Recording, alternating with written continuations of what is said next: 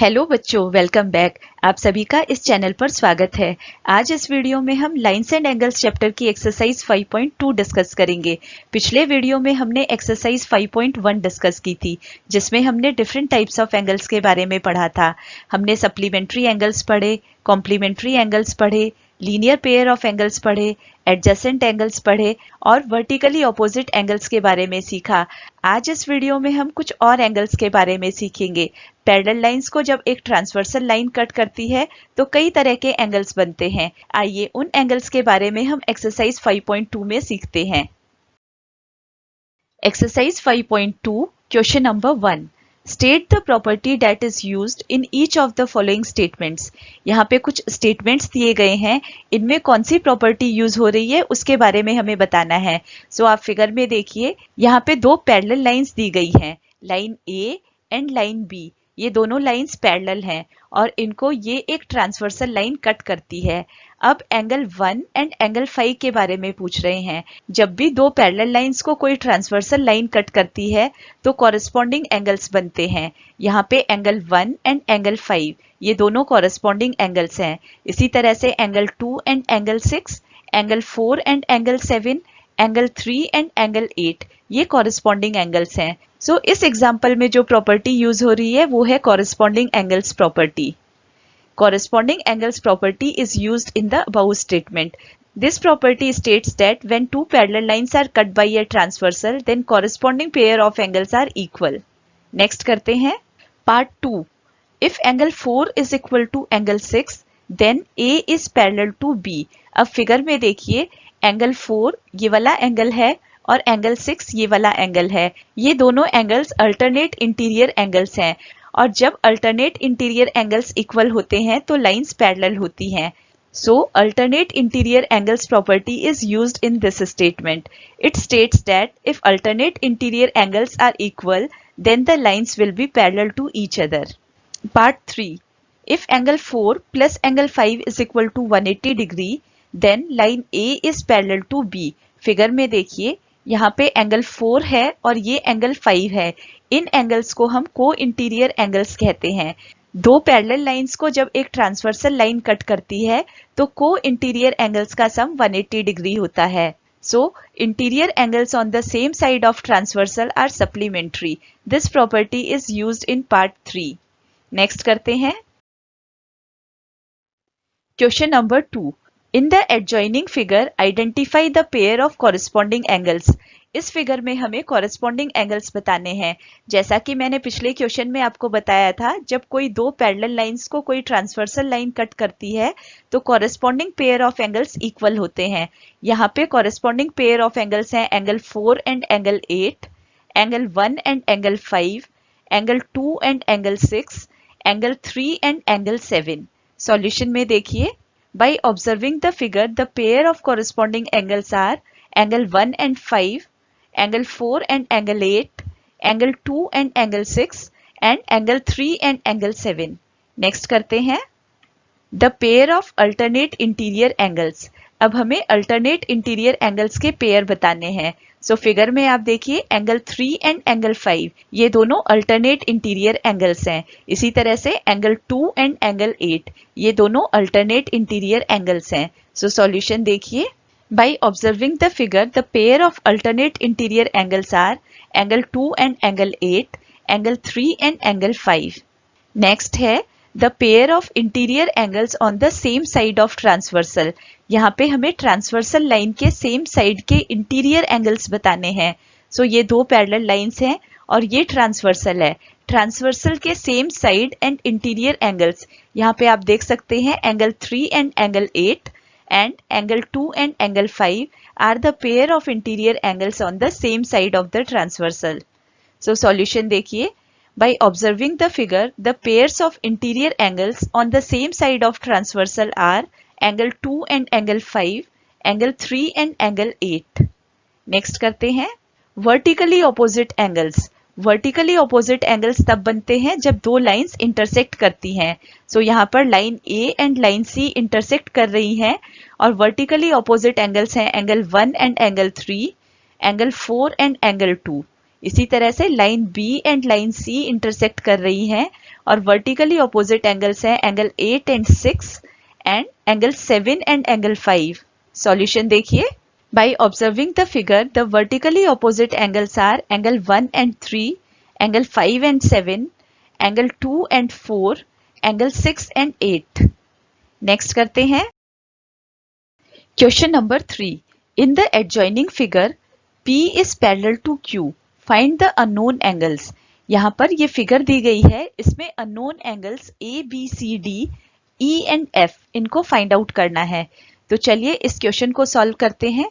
आप यहाँ पे देख सकते हैं दिस इज लाइन P और ये दोनों एंगल्स 125 डिग्री एंड E ये दोनों लीनियर पेयर ऑफ एंगल्स हैं और ये सप्लीमेंट्री होते हैं. इस तरीके से हम एंगल E फाइंड आउट कर लेंगे और E and F vertically opposite angles हैं तो हमें एंगल F भी पता चल जाएगा. Angle F and angle A ये अल्टरनेट इंटीरियर एंगल्स हैं और ये भी आपस में इक्वल होते हैं. सो एंगल F और एंगल A पता चल जाएगा. A एंगल का वर्टिकली ऑपोजिट एंगल है C तो हमें एंगल C पता चल जाएगा. इसी तरीके से आप देख सकते हैं एंगल D एंड 125 डिग्री ये दोनों कॉरेस्पॉन्डिंग एंगल्स हैं तो इस तरीके से हमें एंगल D पता चल जाएगा और एंगल D का वर्टिकली ऑपोजिट है एंगल B. इससे हमें एंगल B पता चल जाएगा. चलिए सॉल्यूशन देखते हैं. By observing the figure angle D is equal to 125 degree. These are corresponding angles. आप देख सकते हैं this is 125 degree and this is D. ये दोनों इक्वल होंगे. Now we know that linear pair is the sum of adjacent angles and it is 180 degree. So angle E plus 125 is 180 degree. आप देख सकते हैं ये दोनों लीनियर पेयर हैं और इन दोनों का सम 180 डिग्री होता है. अगर ये एंगल 125 डिग्री है तो ये वाला एंगल 55 डिग्री आ जाएगा. सो इस तरीके से हमने यहाँ पे एंगल E 55 डिग्रीज निकाल लिया. आगे देखते हैं. From the rule of vertically opposite angles angle F is equal to E and angle B is equal to angle D. आप देखिए फिगर में E जितना है उतना ही F होगा. E हमने 55 डिग्रीज निकाला है तो F भी 55 डिग्रीज आ जाएगा. इसी तरीके से D हमने 125 डिग्रीज निकाला था, इसका वर्टिकली ऑपोजिट एंगल है angle B. So angle B and angle D ये दोनों ही 125 डिग्रीज हो जाएंगे. अब हमें angle A and angle C निकालना है. So by the property of corresponding angles angle C is equal to angle F and angle E is 55 degree. So ये सारे 55 डिग्रीज हो जाएंगे. आप फिगर में देखिए angle A and angle E, this is angle E, this is angle A. ये दोनों corresponding angles equal होंगे. एंगल E हमने 55 डिग्रीज निकाला था सो एंगल A भी 55 डिग्रीज आ जाएगा. इसी तरीके से angle C and angle F, this is angle C and this is angle F. ये दोनों कॉरेस्पॉन्डिंग एंगल्स हैं एंड कॉरेस्पॉन्डिंग एंगल्स आपस में इक्वल होते हैं. सो जितना एंगल F आया था उतना ही एंगल C भी हो जाएगा. सो ये भी 55 डिग्रीज आ गया. नेक्स्ट क्वेश्चन करते हैं. Question number 4. Find the value of x in each of the following figures if line L is parallel to line M. यहाँ पे इस फिगर में line L and line M ये दोनों पैरेलल लाइंस हैं और हमें x एंड y की वैल्यूज फाइंड आउट करनी है. आप फिगर में देख सकते हैं ट्रांसवर्सल T इन दोनों पैरेलल लाइंस को कट करती है. सो 110 डिग्री एंड y ये दोनों कॉरेस्पॉन्डिंग एंगल्स हैं और ये दोनों इक्वल होंगे. So angle y is 110 degrees. Now y and x ये दोनों लीनियर पेयर ऑफ एंगल्स हैं और इन दोनों का सम 180 डिग्री होता है. अगर ये 110 है तो x की वैल्यू 70 डिग्रीज आ जाएगी. सॉल्यूशन में देखिए. Let us assume other angle on the line M be angle y. यहाँ पे आप देख सकते हैं ये वाला जो एंगल है ये एंगल y है. अब हम कॉरेस्पॉन्डिंग एंगल्स की प्रॉपर्टी यूज करेंगे और एंगल y 110 डिग्रीज के इक्वल आ जाएगा. Now we know that by linear pair is the sum of adjacent angles is 180 degree. So x plus y is 180 degree. आप figure में देखिए x plus y is 180 degree. यहाँ पे हमने y की value 110 degrees put कर दी क्योंकि हमने यही सॉल्व किया था. अब हम x की वैल्यू निकालेंगे. 110 को राइट साइड में लेके जाएंगे. 180 माइनस 110 ये 70 डिग्रीज आ जाएगा. So angle x is equal to 70 degrees. Next करते हैं. अब इस फिगर में देखिए, यहाँ पे ये एंगल x है और ये 2x है. हमें फिर x की वैल्यू निकालनी है. Line L and line M parallel lines हैं और लाइन T एक ट्रांसवर्सल है. अब x एंड 2x ये दोनों एंगल्स ट्रांसवर्सल लाइन के सेम साइड में है. सो इनको हम को इंटीरियर एंगल्स कहते हैं और को इंटीरियर एंगल्स का सम 180 डिग्री होता है. तो चलिए इसको सॉल्व करते हैं. Given line L is parallel to line M and T is a transversal line. Now x plus 2x is 180 degree. जैसा कि मैंने बताया था ये को इंटीरियर एंगल्स हैं. सो यहाँ पर x plus 2x कर देंगे, ये 3x आ जाएगा इज इक्वल टू 180 डिग्री. और x की वैल्यू निकालने के लिए 3 को हम राइट साइड में ले जाएंगे. ये 180 डिवाइड बाई 3 हो जाएगा. सो 180 को 3 से डिवाइड करने पर 60 आएगा. सो x की वैल्यू आ जाएगी 60 डिग्री. अब सेकेंड पार्ट करते हैं. यहाँ पे दो पैरेलल लाइंस हैं, line A and line B और line L and line M ये दोनों भी पैरेलल लाइंस हैं और हमें x की वैल्यू निकालनी है. ये एंगल 100 डिग्री है, इसका वर्टिकली ऑपोजिट एंगल ये 100 हो जाएगा और 100 एंड x ये दोनों अल्टरनेट इंटीरियर एंगल्स हैं. सो x भी 100 आ जाएगा. Given line L is parallel to M and line A is parallel to B. By the property of corresponding angles, angle x is equal to 100 degree. आप यहाँ पे देख सकते हैं line L and line M parallel lines हैं और A उसको transversal line cut कर रही है. ये एंगल 100 और x ये दोनों कॉरेस्पॉन्डिंग एंगल्स हैं. सो x is equal to 100 degrees. Next करते हैं. Question number 5. In the given figure, the arms of two angles are parallel. If angle ABC is equal to 70 degree, then find angle DGC. आप यहाँ पे देख सकते हैं this is D, this is G and this is C. ये 70 degree है तो ये वाला एंगल भी 70 डिग्री होगा. ये दोनों कॉरेस्पॉन्डिंग एंगल्स हैं. अब हमें DEF निकालना है. DEF. So angle DEF and angle DGC ये दोनों कॉरेस्पॉन्डिंग एंगल्स हैं. जितना DGC है उतना ही ये भी होगा. DGC अभी अभी हमने 70 डिग्रीज निकाला था. सो एंगल DEF भी 70 डिग्रीज ही आएगा. सॉल्यूशन में देखिए. Let us consider that AB is parallel to DG and BC is a transversal line. आप फिगर में देखिए this is AB, this is DG and BC is a transversal line intersecting AB and DG. By the property of corresponding angles, DGC is equal to ABC. So DGC is 70 degrees. And now let us consider BC is parallel to EF.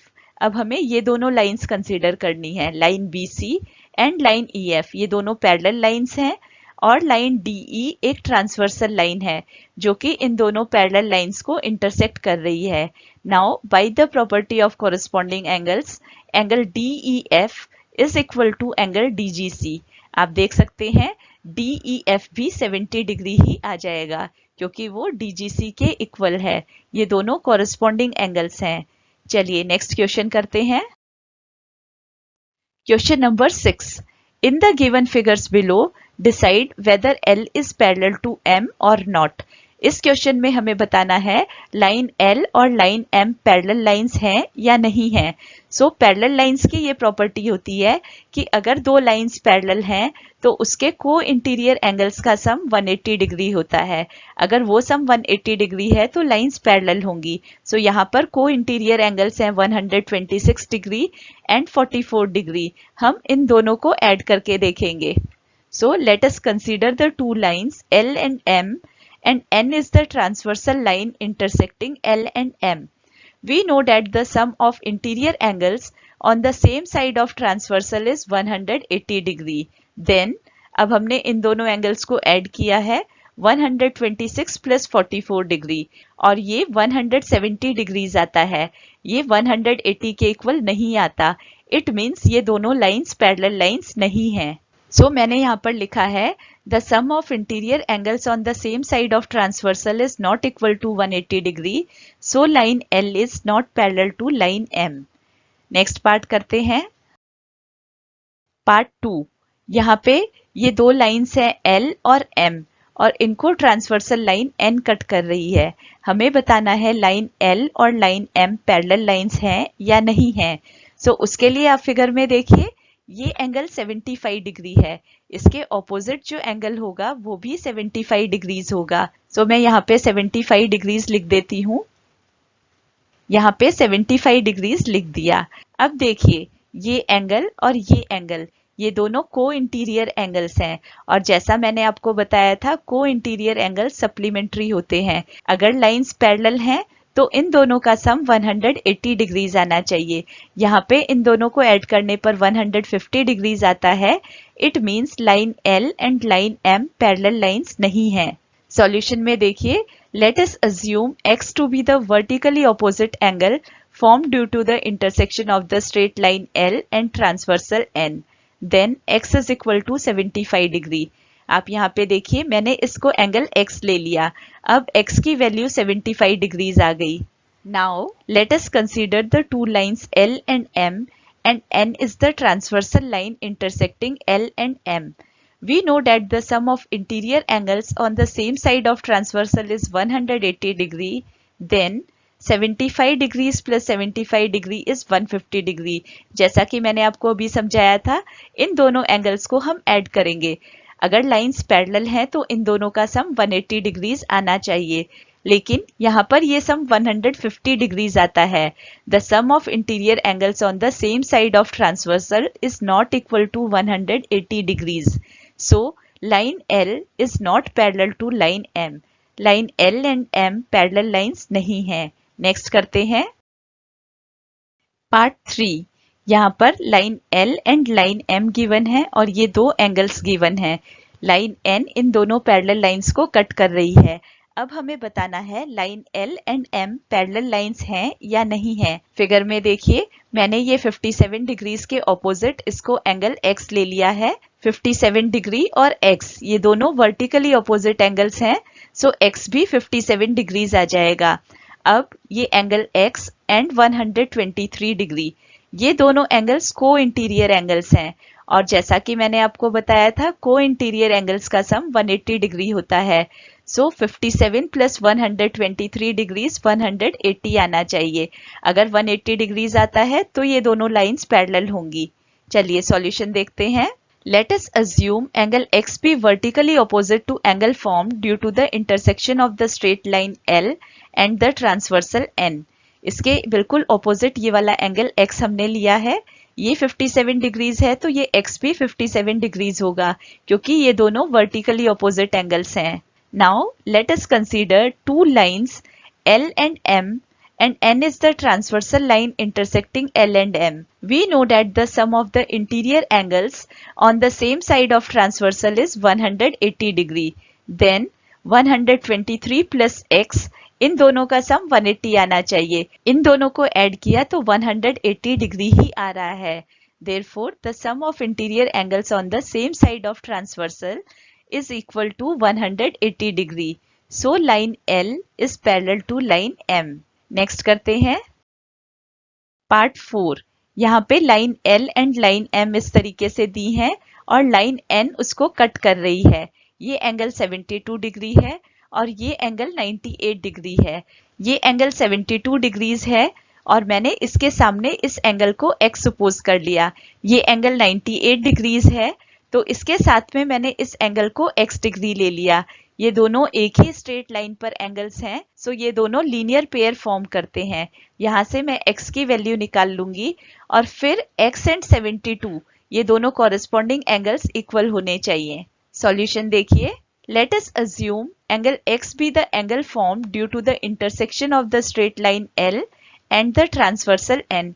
यहाँ पे मैंने इस angle को x ले लिया। Now we know that in linear pair sum of adjacent angles is equal to 180 degree.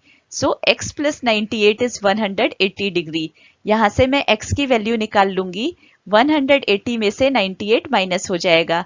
इन दोनों को subtract करने पर आएगा 82 डिग्री। So x की वैल्यू आ रही है 82 degree. Now we consider angle x and 72 degree are corresponding angles. x and 72 degree ये दोनों कॉरेस्पॉन्डिंग एंगल्स हैं और जैसा कि मैंने बताया था कॉरेस्पॉन्डिंग एंगल्स पैरेलल लाइंस के लिए इक्वल होते हैं, लेकिन यहाँ पर ये 82 डिग्री और ये 72 डिग्री है पर ये इक्वल नहीं आते हैं। So these two lines are not parallel lines. मैंने यहाँ पे लिखा भी है, but in the given figure corresponding angles measure 82 degree and 72 degrees respectively. Therefore, line L is not parallel to line M. I hope ये आपको समझ में आया है। इस वीडियो में और इस एक्सरसाइज में बस इतना ही। फिर मिलते हैं नए वीडियो में नई एक्सरसाइज के साथ। तब तक देखते रहिए, सीखते रहिए, वीडियो शेयर करिए। अगर पसंद आता है तो लाइक भी कर दीजिए। Thank you.